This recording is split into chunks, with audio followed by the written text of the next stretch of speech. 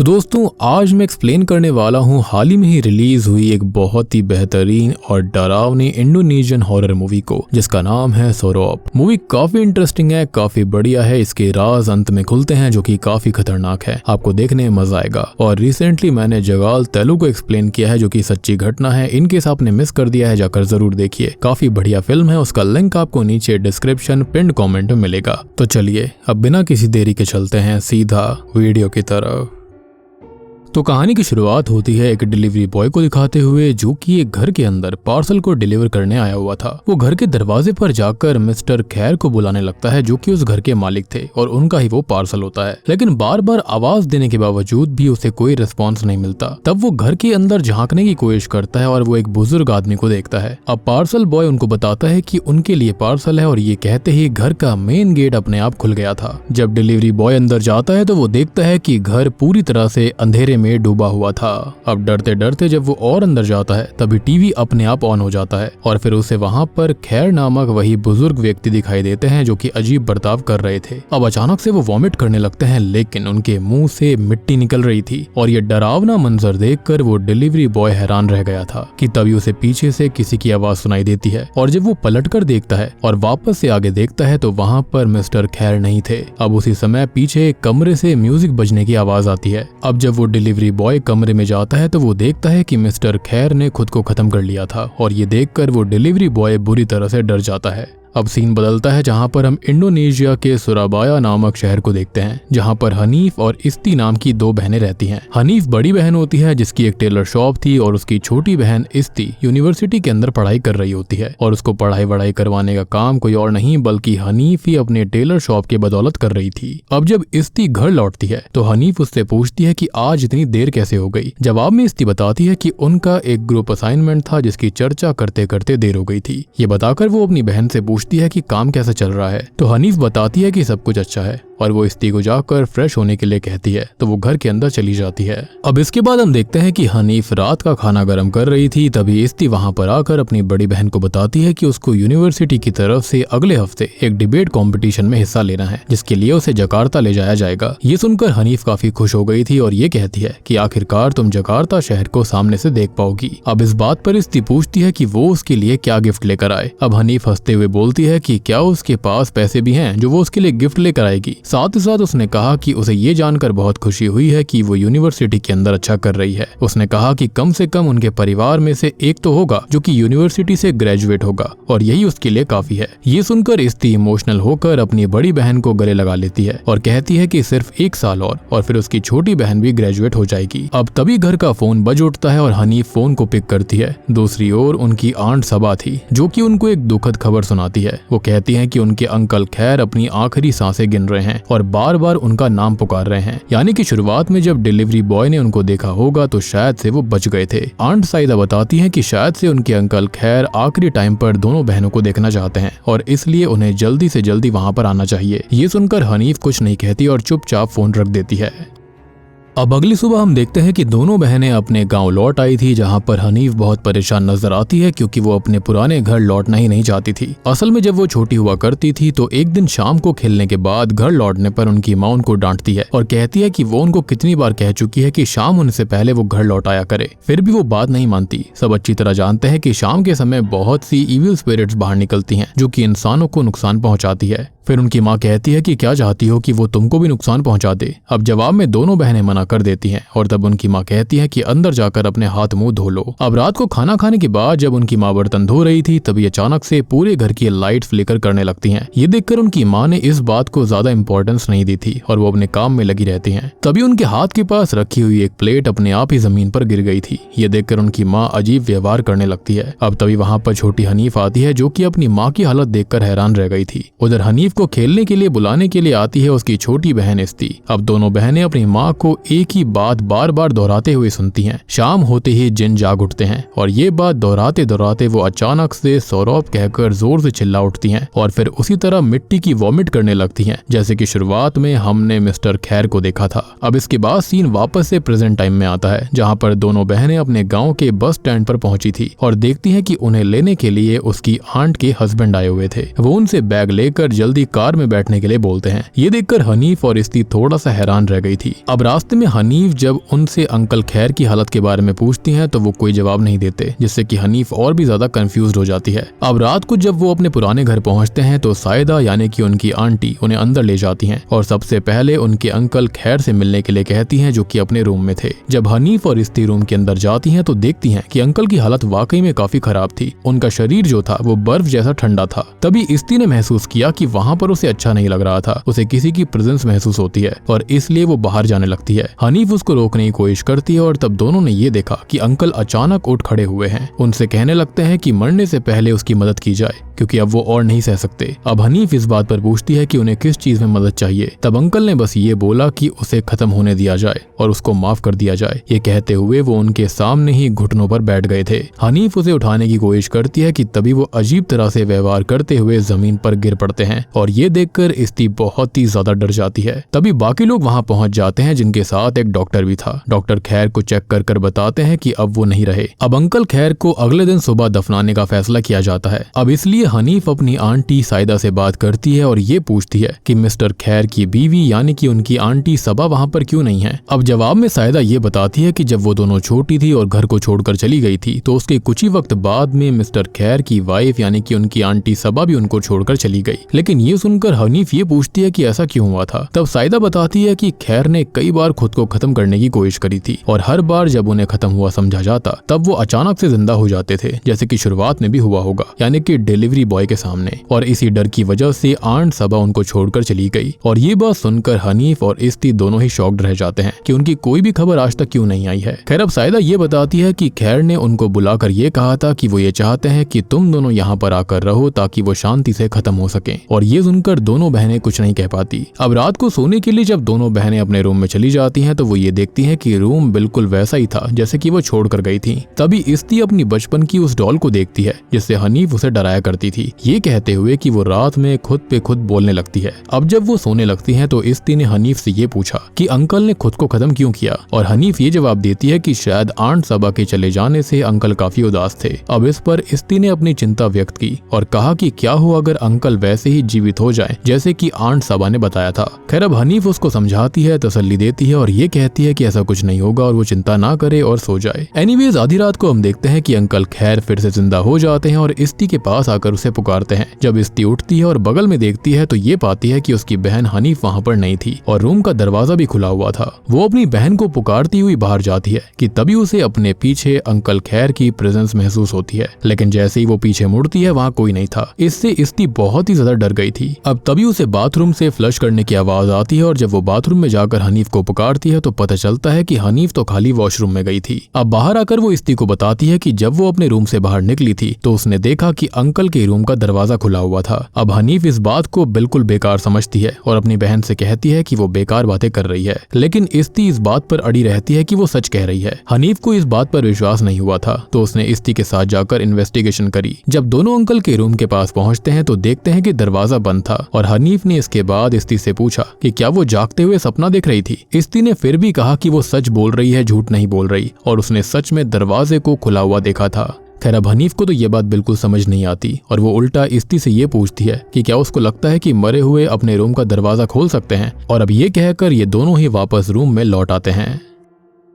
अब अगले दिन सुबह जब खैर की लाश को दफनाने के लिए ले जाया जा रहा था तभी अचानक इस्ती एक अजीब सी स्टैटिक आवाज सुनती है जिससे उसकी नाक से खून बहने लगता है। ये देखकर उनकी आंट साइदा थोड़ी डर गई थी और इसलिए वो दोनों बहनों से कहती है कि वो घर पर ही रहें। तब हनीफ अपनी बहन इस्ती को बेड पर लिटा देती है और जब वो घर के चारों तरफ घूमकर देखती है तो एक कपड़े की डॉल पर उसका ध्यान जाता है जिसमें उनकी माँ अक्सर पेन चुभाया करती थी और इसलिए वो उसे अपने बैग की चेन में लगाकर रख लेती है। इसके बाद जब हनीफ अपनी माँ के रूम में जाती है तो वो विंडो से बाहर मेन गेट के सामने एक काले चादर ओढ़ी लेडी को देखती है। वो तुरंत वहाँ से चली जाती है। वो इस बात को इग्नोर करती है। उसे लगा कि शायद से कोई वहाँ पर आया होगा, लेकिन जब वो अपनी माँ की फोटो और कुछ चीजें देखकर इमोशनल हो जाती है तो हमको एक फ्लैशबैक दिखाया जाता है जिससे हमको पता चलता है कि उस रात जब उसकी माँ बहुत तेज चिल्लाई थी सौरभ कहते हुए और जिन्स के बारे में बोलते हुए, तो उसके बाद ही उनकी माँ बहुत ही ज्यादा बीमार पड़ गई थी। वो अचानक अपने सामने किसी को देखा करती जिसको हनीफ और उसकी बहन नहीं देख पाती।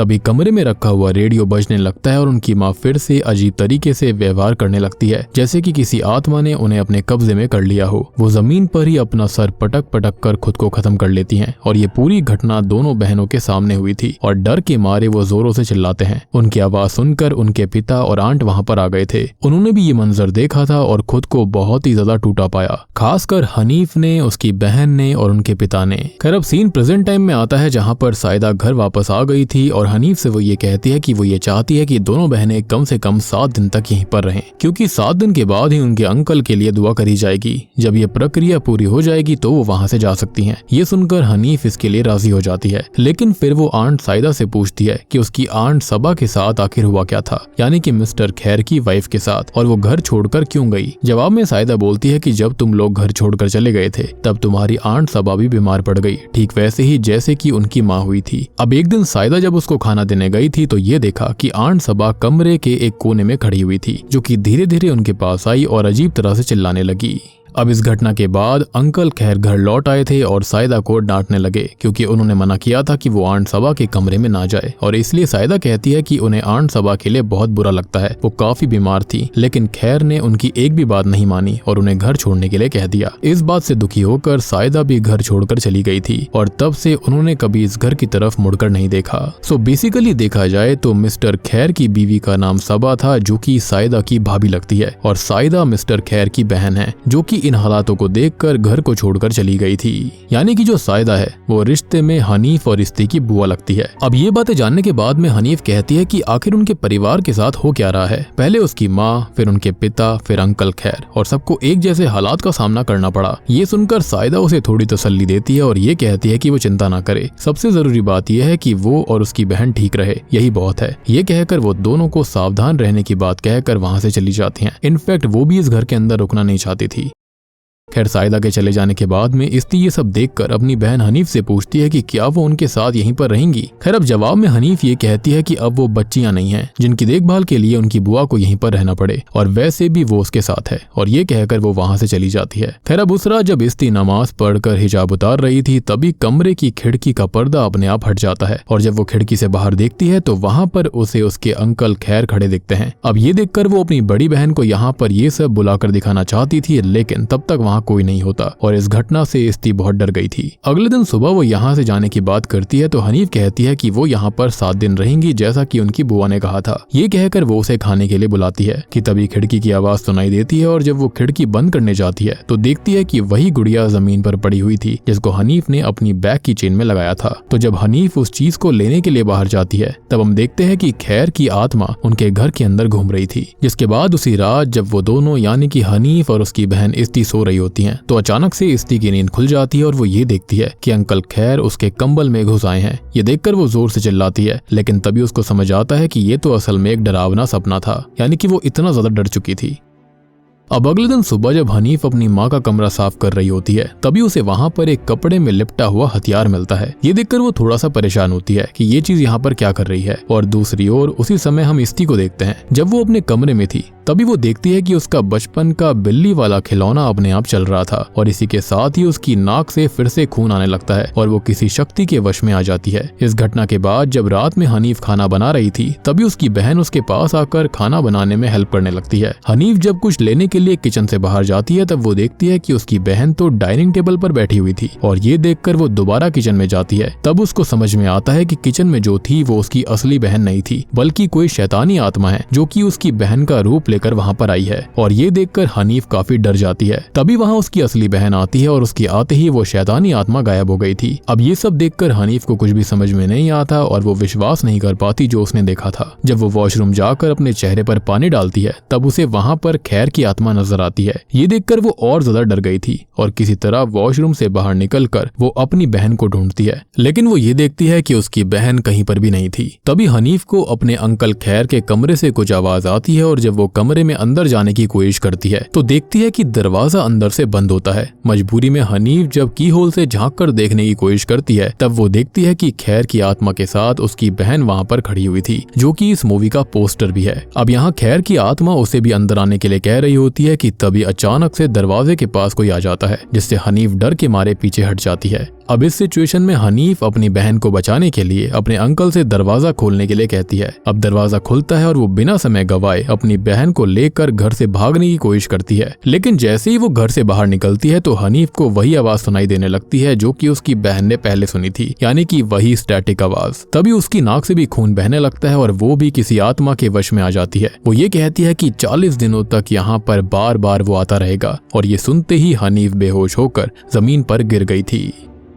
अब जब उसे होश आता है तो वो कहती है कि उसने हमें बताया है कि वो 40 दिन तक लौटता रहेगा, लेकिन क्यों? तभी उसकी बहन कहती है कि उन्हें श्रापित घर को अभी के अभी छोड़ देना चाहिए। ये सुनकर हनीफ कहती है कि जब जब उन्होंने इस घर को छोड़ने की कोशिश करी है तब तब कुछ न कुछ बुरा हुआ है और इसलिए उन्हें कोई और रास्ता निकालना होगा, नहीं तो उनके साथ और भी कुछ बुरा हो सकता है। ये कहते ही उसको याद आता है कि उन्हें तो उनके अंकल खैर ने ही यहाँ बुलाया था, इसका मतलब ये सब पहले से उनकी योजना का हिस्सा था। तब वो तुरंत खैर के कमरे में जाकर तलाशी लेती हैं और वहाँ पर उसे एक पुराने काले जादू की किताब मिलती है। जब वो उस किताब को चेक करते हैं तो उन्हें सोरोप नामक एक रिचुअल के बारे में पता चलता है जिसमें उनके परिवार की एक तस्वीर थी। तस्वीर के पीछे लिखा हुआ था कि मैंने सोरोप रिचुअल करने का निर्णय ले लिया है और इस तस्वीर में मौजूद हर व्यक्ति को खत्म होने से पहले भयानक पीड़ा सहनी होगी, और खैर के साथ भी सेम चीज हो रही थी। ये जानने के बाद में वो और गहराई से उस सोरोप रिचुअल के बारे में पढ़ती हैं। वो जान पाती हैं कि अगर कोई किसी को नुकसान पहुंचाना चाहता है या फिर अपने कोई मनोकामना पूरी करना चाहता है तो वो ये रिचुअल कर सकता है, लेकिन उसे कुछ भी खाना पीना नहीं होगा। उसे सिर्फ कब्र की मिट्टी खानी पड़ेगी। उस कब्र की मिट्टी की आत्मा फिर 40 दिन तक उस व्यक्ति के द्वारा चुने गए लोगों को भयानक पीड़ा देगी, लेकिन अगर रिचुअल अधूरा रह जाए तो वही आत्मा वापस आकर उस व्यक्ति को कष्ट देगी जिसने वो मिट्टी खाई है और रिचुअल शुरू किया है। और जब तक वो व्यक्ति जिसने की ये शुरू किया था वो मिट्टी में नहीं मिल जाएगा तब तक वो ऐसा करता रहेगा। अब ये सब जानने के बाद इफ्ती ये कहती है कि क्या अंकल खैर ने ये सोरोप रिचुअल किया था ताकि वो उनके पूरे परिवार को खत्म कर सके, क्योंकि उनके परिवार वालों के साथ सबके साथ यही हुआ था। अब हनीफ जवाब देती है कि इसलिए वो उन्हें बार बार वापस आने को कहता था ताकि वो उनको खत्म करके इस रिचुअल को पूरा कर सके। और जब ये दोनों वहां से भाग गई थी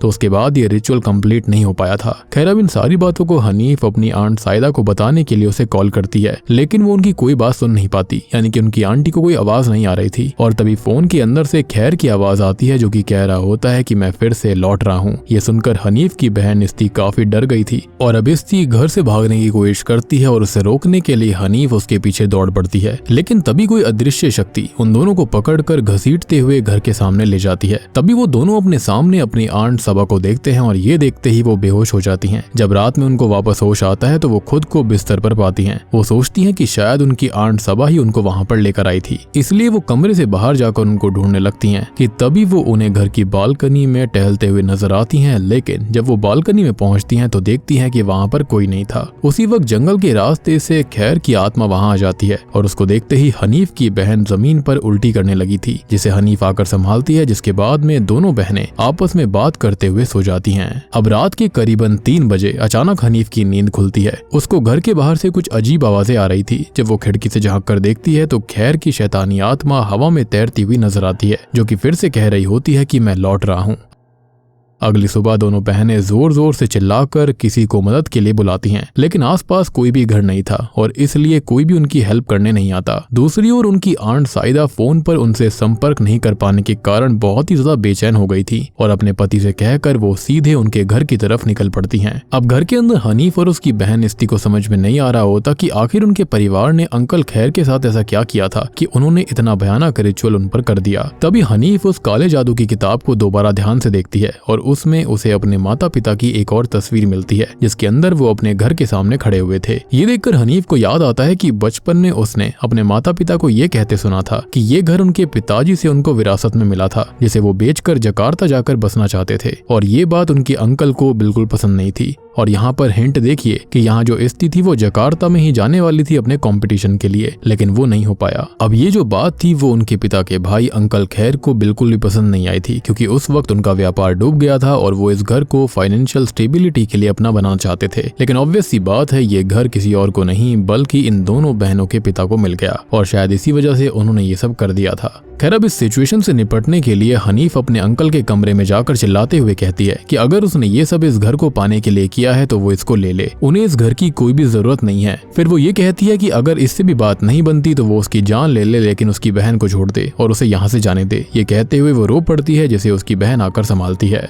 तभी वो अपने अंकल के बिस्तर के नीचे एक छिपे हुए दरवाजे को देखते हैं, और जब वो उसको खोलते हैं तो वहाँ पर बहुत सी मिट्टी पड़ी हुई। अब हनीफ उस मिट्टी में कुछ ढूंढती है कि तभी थोड़ी देर के बाद में उन्हें वहाँ पर एक लॉकेट और एक कंकाल मिलता है। ये देखकर उनको समझ आ जाता है कि वो लॉकेट उनकी आंट सबा का था, मतलब कि ये उनका कंकाल है और वो छोड़कर नहीं गई थी इस घर को, बल्कि वो जिंदा ही नहीं थी। और ये जानकर उनके पैरों तले जमीन खिसक गई थी। यानी कि अब जो आंट सबा को दिखाया गया था वो कोई और नहीं बल्कि शायद से उनकी स्पिरिट थी, या फिर ये कहा जा सकता है कि जिन जो था, जो भी इस रिचुअल के अंदर इस्तेमाल आया था, यानी कि सोरोप रिचुअल के अंदर, शायद वही उनका रूप लेकर आया हो। खैर उसी समय हनीफ की बहन देखती है कि असली आंट साइदा घर आ चुकी हैं। वो दोनों जल्दी से जाकर उनको सब कुछ बताती हैं और साथ ही साथ वो काले जादू की किताब भी दिखाती हैं। उनकी आंट कहती हैं कि वो हथियार जो तुमने पाया है उसको जला दो, तभी सब कुछ ठीक होगा। ये कहते हुए वो अपने हाथ की उंगलियां काटने लगती हैं, और ये डरावना मंजर देखकर दोनों बहनें काफी डर गई थी और समझ जाती हैं कि ये उनकी असली आंट साइदा नहीं है बल्कि कोई शैतानी आत्मा है, वो जिन है, जो कि हनीफ को भी अपने वश में करने की कोशिश करती है। अब इससे हनीफ भी जमीन पर वॉमिट करने लगी थी और इसलिए वो तुरंत अपनी बहन को लेकर फिर से घर से भागने की कोशिश करती है। तभी वहाँ पर सच में आंट साइदा आ गई थी। पहले तो वो दोनों उनको भी आत्मा समझती है, लेकिन जब साइदा उन्हें आने की असली वजह बताती है तो वो समझ जाती हैं कि ये उनकी असली आंटी हैं और उनको रोते हुए गले लगा लेती हैं। जिसके बाद वो असली साइदा को फिर से सब कुछ बताती हैं, साथ ही साथ आंट सबा की हड्डियां और वो काली किताब भी दिखाती हैं। ये देखकर साइदा पूरी तरह से हैरान रह गई थी। अब तब हनीफ उस हथियार को लाकर भी उनको देती है जो कि उसे उनकी माँ के कमरे में मिला था।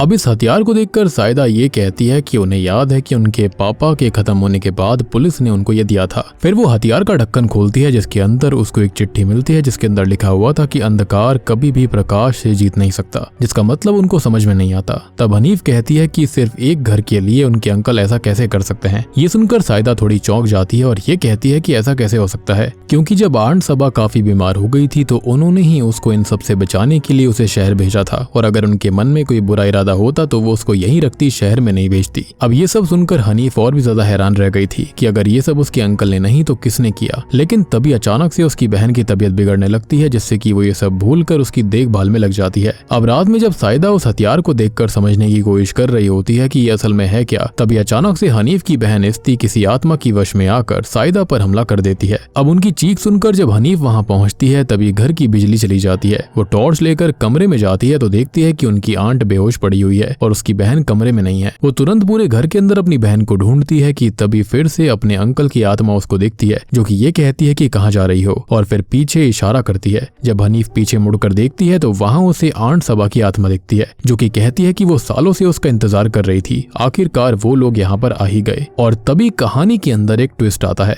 पता चलता है कि दरअसल सारी निगरानी आंट सबा ही कर रही थी। जब हनीफ उनसे पूछती है कि उन्होंने ऐसा क्यों किया तो आंट सबा बताती है कि क्योंकि उनकी कोई संतान नहीं थी। हनीफ की माँ उन्हें हर वक्त नीचा दिखाती, ये सब प्रॉपर्टी के लिए नहीं था। और इतना ही नहीं, वो ये भी कहती है कि उसने हनीफ के पिता को भी बहला फुसला कर उन्हें इस घर से निकालने की योजना बना ली थी, इसलिए उन्होंने सबका बदला लेने के लिए सब किया। और बस इतना कहने की देरी थी, वो हनीफ के ऊपर हमला कर देती हैं। लेकिन हनीफ अपनी आंखें बंद कर लेती है, जिससे कि आंट सबा की आत्मा वहां से गायब हो जाती है। तभी उसकी बहन जो कि अभी भी पज़ल्ड होती है वो कमरे में आती है और सरोप सरोप कहकर चिल्लाने लगती है। उसके साथ साथ और भी कई आत्माएं वहां पर प्रकट हो गई थी जो कि इसका शिकार बनी होंगी, जो कि सरोप पुकारने लगती हैं। जिसके तुरंत ही बाद कोई अदृश्य शक्ति उसकी बहन को खींचकर एक कमरे में ले जाती है। हनीफ भी अपनी बहन इस्ती के पीछे पीछे उस कमरे में गई थी और देखती है कि उसकी बहन हवा में तैर रही है, और जब वो उसे नीचे उतारने की कोशिश करती है तभी आंट सबा की आत्मा उस पर हमला कर देती है और उसे वहीं पर बेहोश कर दिया जाता है। अब सीन चेंज करने के साथ साथ हमको एक फ्लैशबैक सीन दिखाया जाता है जिसमें पता चलता है कि हनीफ के पिता ने कभी आंट सबा को कब्रिस्तान में जाकर मिट्टी खाते हुए देख लिया था। तब उन्होंने परिवार को बचाने के लिए एक ओझा से संपर्क किया जिसने लकड़ी का वो हथियार बनाया था जिससे सोरोप नामक रिचुअल को नष्ट किया जा सकता था। लेकिन जब वो उस हथियार को लेकर घर लौट रहे थे तब कब्र की वो आत्मा यानी कि वो जो जिन होते हैं जिसके लिए स्टार्टिंग में जो इनकी माँ थी यानी कि दोनों बहनों की माँ थी उसके लिए उसने वार्न भी किया था, तो जिन यहाँ पर वाकई में था जिसको सोरोप रिचुअल के अंदर इस्तेमाल करा गया। अब वो आंट सबा का रूप लेकर वहां पर उनके पिता को खत्म कर देता है। अब जब कहानी वापस से प्रेजेंट में लौटती है तो हम देखते हैं कि हनीफ के पास उसकी आंट साइदा पहुंचती है जिन्होंने अब हथियार की असली शक्ति को समझ लिया था। वो हनीफ को बताती हैं कि उस चिट्ठी में लिखा गया वाक्य असल में एक मंत्र है जिसे हथियार का इस्तेमाल करते वक्त बोलना होगा। और जैसे ही वो ये बताती है आंट सबा की आत्मा उन पर हमला कर देती है और उनको बेहोश कर देती है। यानी कि ये सब आंट सबा ने ही करवाया था, वो भी खाली इस वजह से कि उनकी कोई संतान नहीं थी और उनको बार बार टॉन्ट करा जाता था, वो भी दोनों बहनों की माँ के द्वारा। खैर अब हम देखते हैं कि हनीफ को अपनी बहन की आवाज आती है और वो ऐसी चीख को सुनकर उसे बचाने दौड़ती है, लेकिन देखती है कि उसकी हालत बहुत खराब थी। जब वो उसे लेकर भागने लगती है तो आंट सबा की शैतानी आत्मा उनके पीछे पड़ गई थी। उनसे बचते हुए हनीफ अपनी बहन को लेकर एक कमरे में छिप जाती है। जब आंट सबा की आत्मा वहां आती है तो हनीफ जानबूझकर उसके सामने आती है और आंट जैसे ही उन पर हमला करती है हनीफ मौके का फायदा उठाकर उस हथियार को उसके पेट में घुसा देती है और उस मंत्र का उच्चारण करने लगती है। अब मंत्र के असर से होता यह है कि आंट सबा की आत्मा जलकर राख हो गई थी। खैर अब सब कुछ शांत हो जाता है और अगली सुबह का सीन दिखाया जाता है जहां पर हनीफ और उसकी बहन अपना सामान समेटकर घर से बाहर निकलने वाली थी कि तभी वहां पर वही काले कपड़ों में लिपटी हुई लेडी आती है जिसे हनीफ ने पहले भी देखा था, जो कि गायब हो गई थी। अब वो ये बताती है कि वो यहाँ पर अपनी एक चीज को लेने आई है और वो चीज कुछ और नहीं बल्कि वही काले जादू की किताब है जिसके अंदर सोरोप रिचुअल के बारे में था। और उसके बाद वो ये कहती है कि वो 40 दिन तक इस घर को छोड़कर नहीं जा सकती हैं। और बस देखते ही देखते ये काले लिबास वाली लेडी गायब हो जाती है, यानी कि ये कोई स्पिरिट थी। और मेरे ख्याल से जो स्पिरिट है वो किसी और की नहीं बल्कि उसकी है जिसकी कब्र का इस्तेमाल इस सोरोप रिचुअल के अंदर किया गया था, यानी कि उसकी मिट्टी खाई गई थी इस रिचुअल को इस्तेमाल करने में। यानी कि यहाँ पर ये सब कुछ अभी भी खत्म नहीं हुआ था। अब ये सुनकर तो हनीफ और उसकी बहन के पैरों तले जमीन खिसक जाती है कि इतना स्ट्रगल करने के बाद भी सब कुछ खत्म नहीं हुआ। तभी उन्हें खैर के कमरे से फिर से आंट सबा की आवाज आती है। अब ये सुनकर ये दोनों घर से भागने की कोशिश करती हैं लेकिन किसी भी तरह बाहर नहीं निकल पाती। उधर घर के बाहर हम देखते हैं कि उनकी आंट साइदा और उनके पति खत्म हो गए थे, यानी कि यहाँ पर शायद वो कभी अंदर लौट ही नहीं पाए। और यहाँ पर वो जिन्नात ही था जो कि ये सब करवा रहा था। बेसिकली ये सब कुछ उसने करवाया ताकि सबको ये लगे कि ठीक हो गया, लेकिन असल में ये तो खाली अभी शुरुआत थी। और जब तक ये दोनों खत्म नहीं हो जाएंगी सोरोप रिचुअल खत्म नहीं होगा। और बूम, इसी के साथ में सोरोप मूवी यहीं पर खत्म हो जाती है। तो दोस्तों ये थी सोरोप फिल्म की कहानी। अब देखो यहाँ पर जो मिस्टर खैर की बीवी होती है यानी कि इनकी आंटी सबा होती है, उन्होंने ही ये सारा रिचुअल जेलिसी के चलते कर दिया था। और बात रही कि उनको किसने खत्म कर दिया, तो मिस्टर खैर ने ही खुद अपनी बीवी सबा को खत्म कर बोल दिया था कि वो चली गई उनको छोड़कर। उन्होंने ही कमरे के अंदर वहां पर उनको गाड़ दिया था ताकि कोई भी उनको ढूंढ ना पाए। एंड आई बिलीव कि ऐसा करने के बाद उनकी आत्मा को आजाद कर दिया गया था, जिसके बाद इस घर के अंदर और भी ज्यादा बढ़ गई थी। और सबसे बड़ी बात कि मिस्टर खैर ने ही इन दोनों बच्चियों को शहर भेज दिया था ताकि वो इन सब से दूर रहे, इन रिचुअल से दूर रहे और खाली वो ही इस चीज को सफर करे क्योंकि उनकी बीवी ने ही ऐसा किया था। यानी कि मिस्टर खैर बुरे व्यक्ति नहीं थे, उनकी बीवी बुरी थी जिन्होंने ऐसा रिचुअल किया। अब आपने नोटिस किया होगा कि मिस्टर खैर की जो आत्मा थी वो इन दोनों बहनों को नुकसान नहीं पहुंचा रही थी, बल्कि वो उनको वार्न करना चाहती थी ताकि वो वहां से बाहर चली जाएं, क्योंकि उनको पता था कि अगर वो यहाँ पर रहेंगी तो उनके साथ भी उनके जैसा ही होगा, यानी कि वो बहुत ही ज्यादा तड़प तड़प कर खत्म होंगी। और मुझे ऐसा लगता है कि ये दोनों बहनें अब कभी भी बाहर नहीं जा पाएंगी और अपने बुढ़ापे तक ऐसे ही मौत के लिए तड़पती रहेंगी। और इस रिचुअल के अंदर यही तो होता है, अंत आता है लेकिन बहुत ही ज्यादा दर्दनाक वाला।